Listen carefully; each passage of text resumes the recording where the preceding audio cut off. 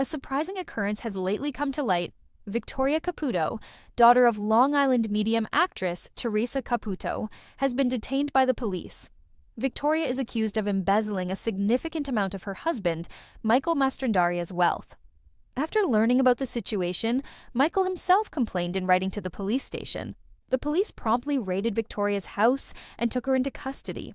The news has saddened Theresa Caputo, who has reportedly refused to discuss it with the public and even to identify her daughter. Many claim that it was one of the most trying periods in Theresa's life, and the entire episode has now caused the Caputo family great grief and disgrace. The Wednesday morning in Hicksville, Long Island, was calm. The streets around the Caputo house were unusually quiet, and the autumn air was cool. At her kitchen table, Theresa Caputo, the well-known Long Island medium, was staring vacantly at a half-empty cup of coffee. Reporters, fans, even distant relatives, all of whom wanted to know if it was true, were ringing her phone with messages. Had Victoria, her daughter, actually been taken into custody? Just 24 hours earlier, everything had appeared normal. Theresa had been preparing for a private reading with a bereaved mother. Placing candles and setting her mind in the spiritual zone, she called her peace space. Then her phone rang. It was her son, Larry Jr., his voice shaking. "Mom, please have a seat. Vicky was recently taken by the police." Theresa initially believed it was an error. She couldn't possibly be involved in anything illegal because her Victoria was the same vivacious, independent girl who formerly assisted her in setting up her readings, laughed aloud, and loved passionately. But then the reality hit hard. Michael Mastrandaria, Victoria's husband, reportedly complained to the Nassau County Police Department about her allegedly embezzling a significant amount of his money. The police were on the spot. That same evening, they conducted a raid on Victoria's house and took her into custody. When it occurred, Theresa was in her own house. From a distance, she could see the flashing lights, red and blue reflections dancing off Victoria's house's white siding. Her feet wouldn't move even though she wanted to hurry over, cuddle her kid, and reassure her that everything would be all right. The tale went viral in the media the following morning. The headlines shouted, "Theresa Caputo's daughter arrested for fraud." The driveway was crowded with paparazzi. The neighbors murmured. The same folks who used to love the Caputo family suddenly shared speculations and phony screenshots while gossiping in coffee shops and on Facebook. Theresa turned off her phone and closed all the drapes inside her house. She was inaccessible to even her closest pals. She whispered to her assistant, "This week, I'm not doing readings. When my spirit is this broken, I can't channel anyone else's." She sat by herself that evening in her meditation room, a tiny room adorned with pictures of her family, angel figurines, and white roses. In a framed photo from years ago, Victoria had just graduated from beauty school, and the candlelight flickered across her happy face. Theresa murmured, "God, where did I go wrong? How did my young daughter get here?" A slight but discernible chill went through the room as she prayed. She felt a presence for a brief moment after closing her eyes. "Mom." It was a faint but familiar whisper. Theresa felt her heart constrict. Vicky? Even though she knew her daughter was still very much alive, albeit in prison, she said out loud. However, Theresa had always thought that even while a person's spirit was still on earth, souls could communicate. Perhaps this was a message from Victoria's higher self. The voice in her head continued, "You always told me, Mom, that spirits come through when they're in pain. I didn't intend for this to occur. I simply wanted to demonstrate that I could support myself without assistance." Theresa's face was filled with tears. She said, "Oh, honey, you never had to prove anything. You simply had to be truthful with yourself, Michael, and me." The next day, Theresa finally gathered her resolve and drove to the police station. As soon as she got out of her car, cameras began to flash. She didn't respond to any inquiries. She waited to see her kid inside while discreetly completing the visitation paperwork.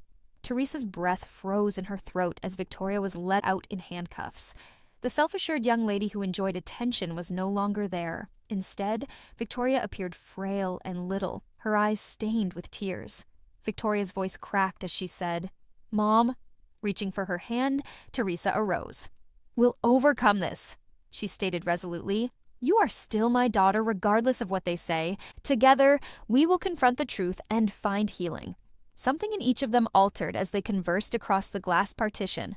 For the first time in years, there were only a mother and her daughter, broken but yet united by love without any TV cameras, celebrity, or makeup.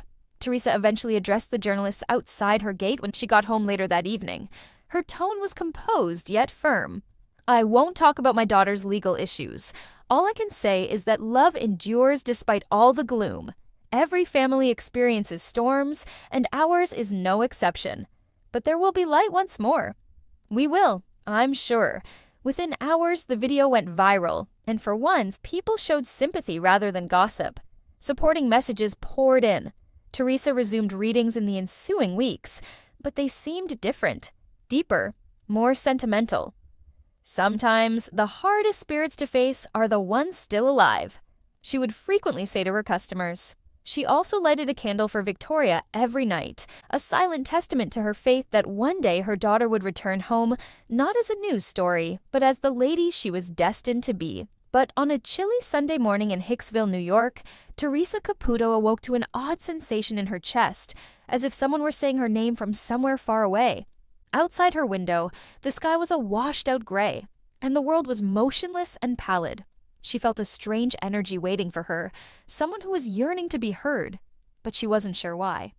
Theresa had arranged a private reading with Emily Sanders, a 28-year-old teacher who had lost her fiancé, Daniel, in a terrible automobile accident the year before, around mid-morning. Weeks ago, Emily wrote Theresa to explain that she was unable to move on and that she still sensed Daniel's presence but was unable to find peace. Knowing that there was more to her narrative, Theresa had been pulled to it right away. When Emily came, she looked vulnerable, her hands quivering slightly, her eyes red-rimmed yet compassionate. Theresa's grin was warm, the kind that gives people a sense of security.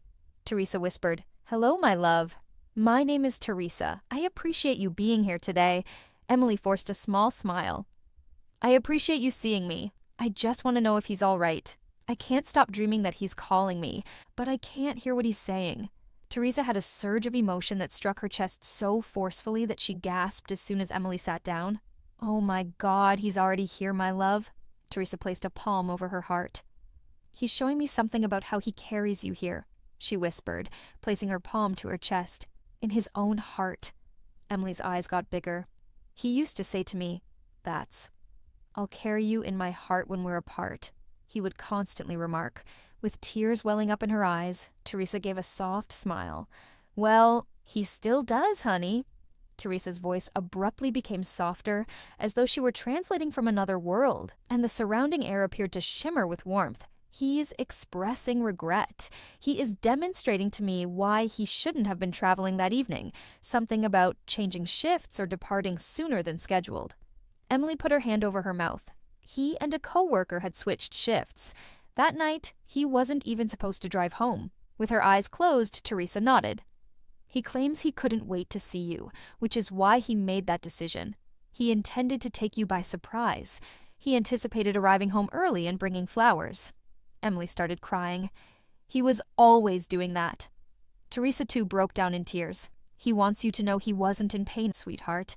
He claims that he immediately saw you, not in the real world, but in your spirit. He says you were the first thing he saw after he crossed." "I felt something that night," Emily said, "as if my hand had been caressed while I was asleep." Theresa's voice was shaking when she opened her eyes.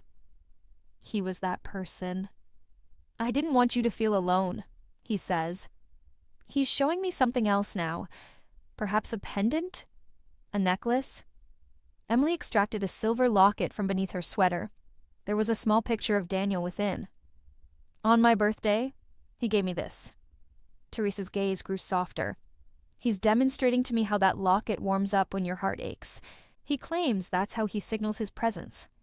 Until you see him again, he wants you to wear it every day."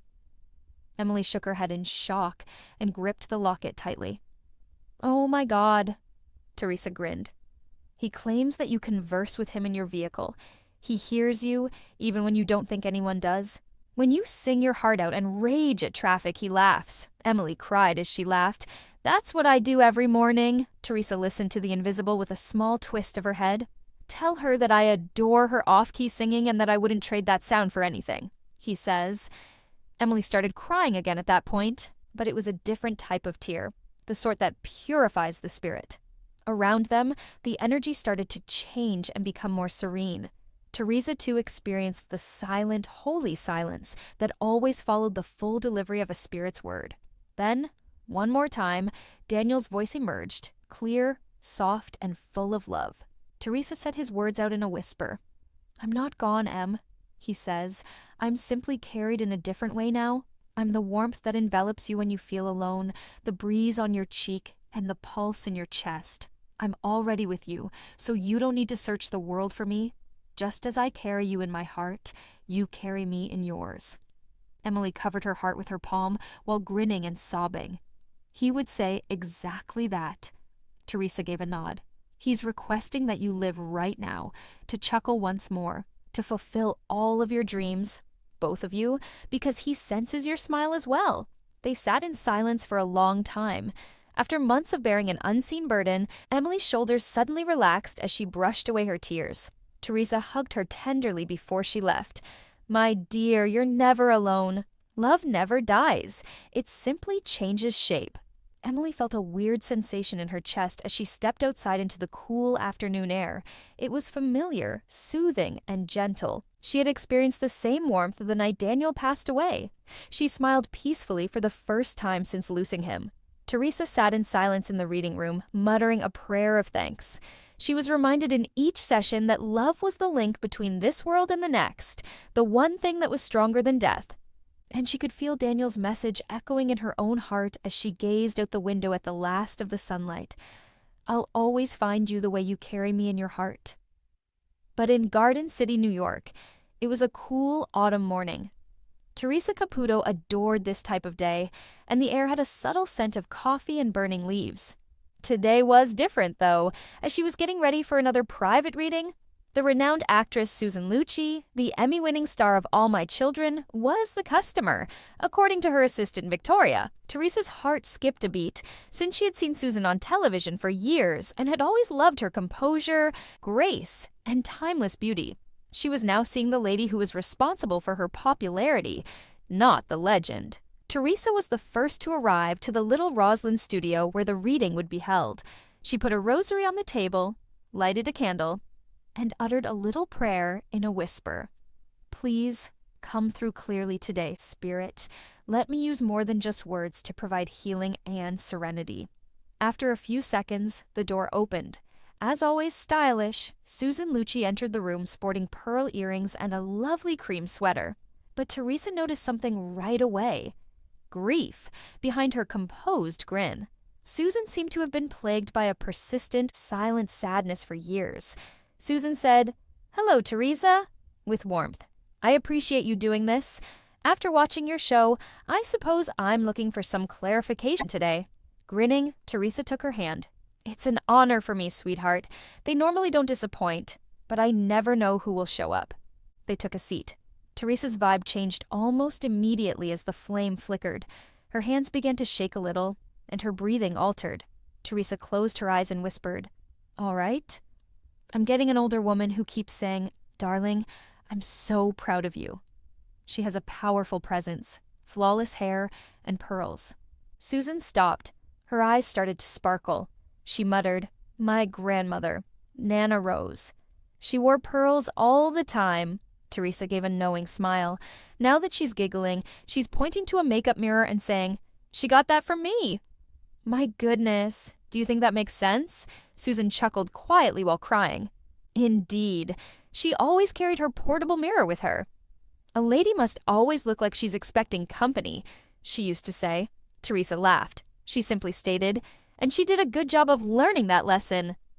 "I've been with you every time you walked on that stage," she says, placing her hand on your shoulder as she shows me a stage, with you standing in front of people. Lights and applause. Susan covered her mouth at that. "Oh my God," she uttered tremblingly. I remember whispering to her picture, "Nana, this is for you when I won my Emmy."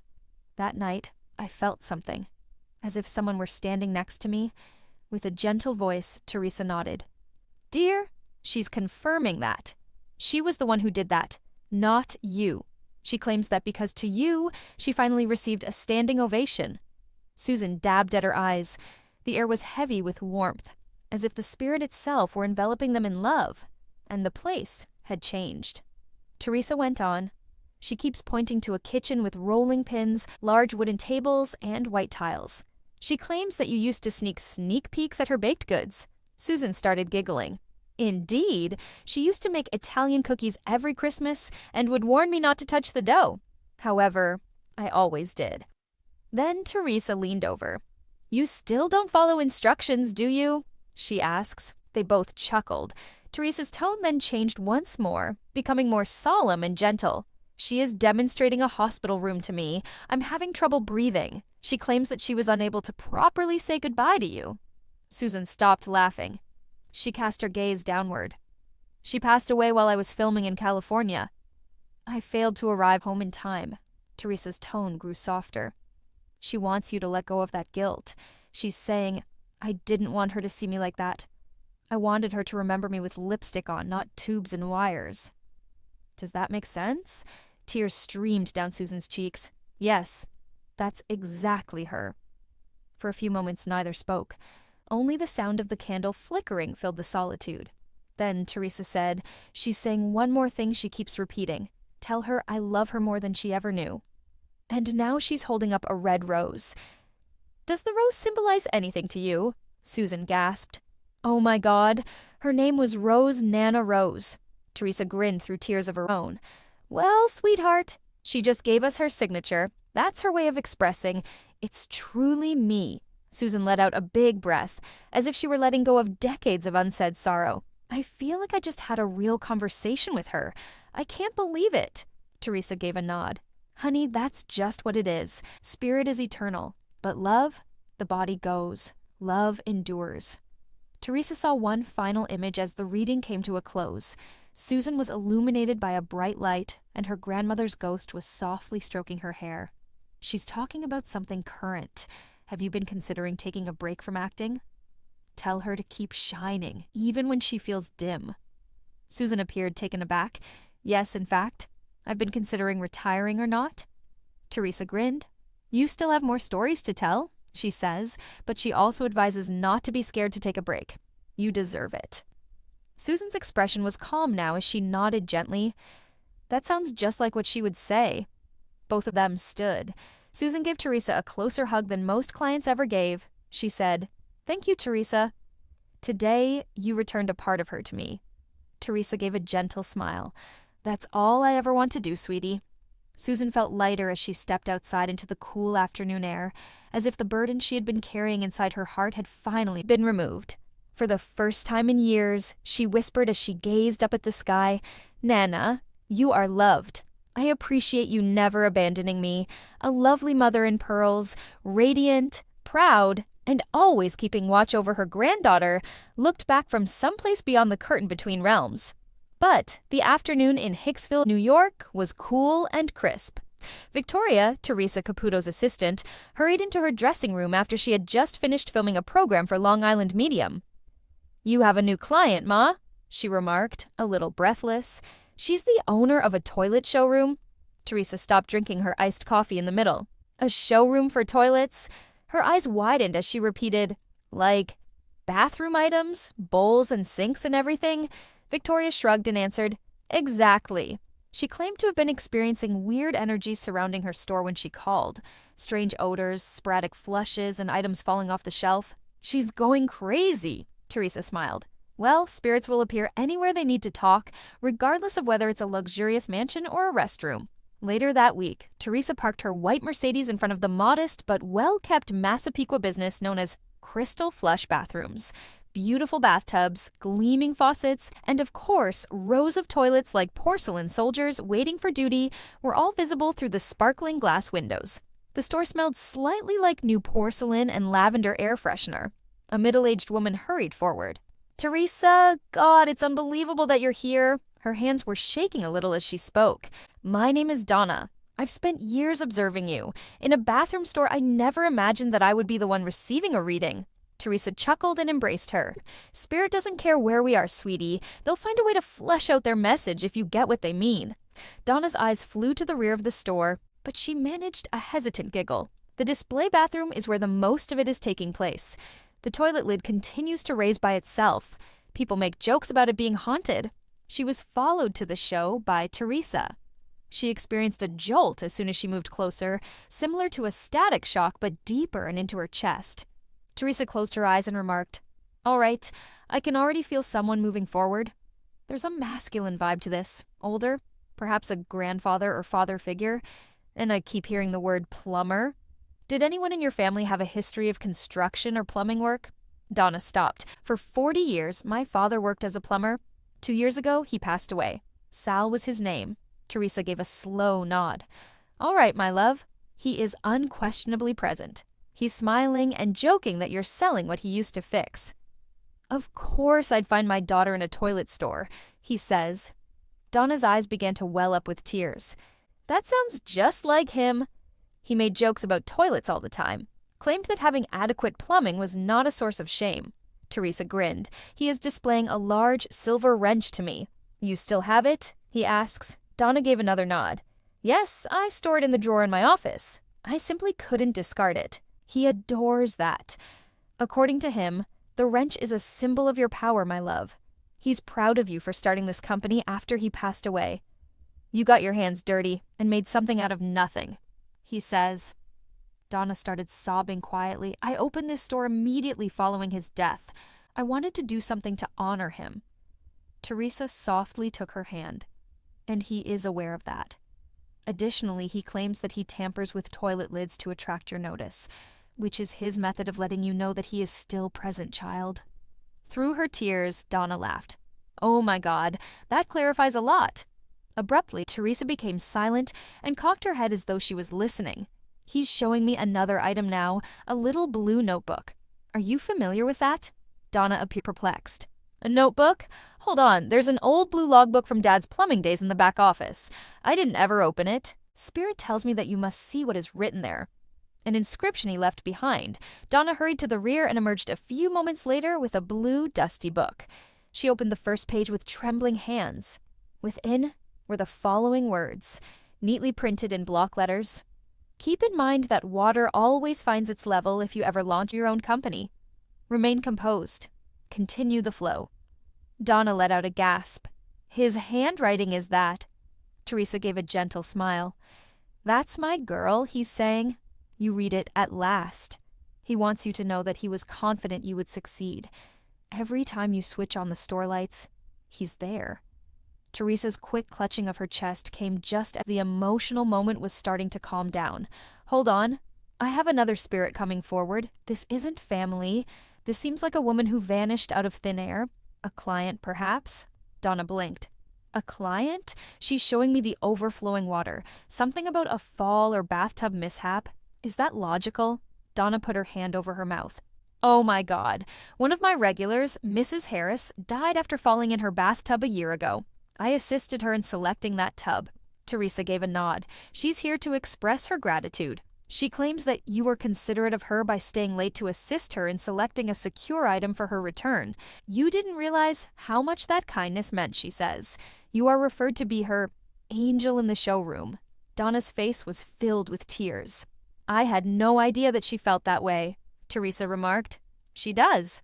She also advises you to quit feeling bad because it wasn't your fault. She wants you to continue lending a helpful hand to others like you did for her. Theresa gave a sweet smile after a long quiet. People assume my career is all about ghosts and melancholy, you know, my love. It's actually about love, though. Not to frighten you, but to assure you that you're never alone, even in a restroom store full of toilets. Your dad and Mrs. Harris stopped by today. Through her tears, Donna laughed. Theresa, you are the only one who could make that sound lovely. Theresa gave a wink. Spirit also has a sense of humor. Do you believe that plumbing does not exist in heaven? They both started laughing. It was as though the store itself was breathing more easily because the air was calmer and lighter. Theresa made one final circle as she approached the door. Oh, and according to your dad, the third toilet in the back row is running once more. Donna laughed. Data. He continues to make corrections from the opposite side. Theresa grinned. I always will, my love. Always will. Hi everyone, welcome to my channel. My name is Mina and I hope you're having a great day. Remember to subscribe to the channel if you enjoy the video.